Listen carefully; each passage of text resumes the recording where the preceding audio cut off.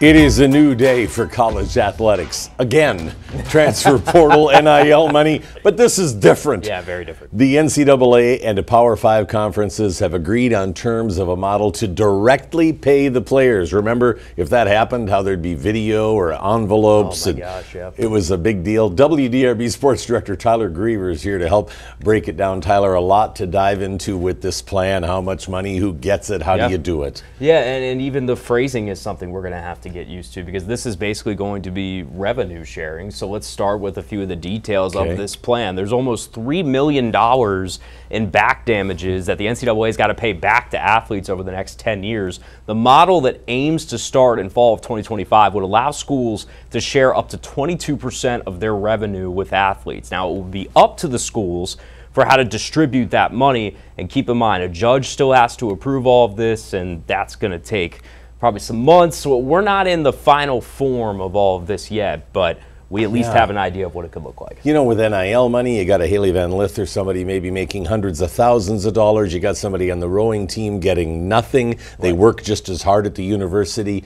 They're maybe on scholarship too at times. So how do you determine how this works when it comes to distributing money versus, you know, name, image, likeness? No, for sure. I think it's going to be a discretionary thing for the school to determine how they want to distribute that money. And the first key question that comes to my mind is, you used a couple of female athletes as examples. Well, Title IX is going to play into this. Title IX is a federal law that demands equal opportunities for both men and women in sports. But does that equate to equal compensation? That is a legal argument that could be interesting to have down the line, because then these schools have to determine, are they going to split the percentage of revenue they want to distribute to their athletes right down the middle? Yeah. Or are you doing it as a, you know, this program produces the most money, so we're looking to give them more? There are a lot of questions that have to be taken into account.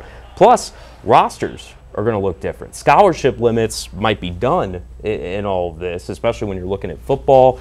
There's a lot to unpack there. Right, yeah, you're out of scholarships, but I tell you what I can do. I can pay you this much money to come. And it wouldn't be just maybe that quarterback that could take the football team to the top. Do you give that money there, or maybe to some female athletes or the guys on the baseball team?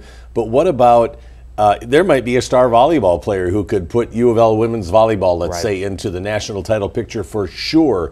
And if you give so much to bring in a player like that, maybe there's nothing left for, I don't know how you do this. Well, I'll say this before we wrap up. I don't think the collectives are going anywhere either. I think NIL is still going to play a role. It could be provided as maybe a bonus to athletes as well. But those little minute details are still things that got to get hammered out here over this whole process. But we at least know there's a plan to revenue share, which is an improvement from what we were doing. You're talking 22%. It kind of reminds me, you know, a lot of these pro leagues have around a 49-51 or 52-48. They've got the parameters. The players get this much of the pie. Sounds like collective bargaining to me. It kind of does. The players have made their statement in court and won, haven't they? Absolutely. All right. Thanks, Tyler. No problem. Anytime.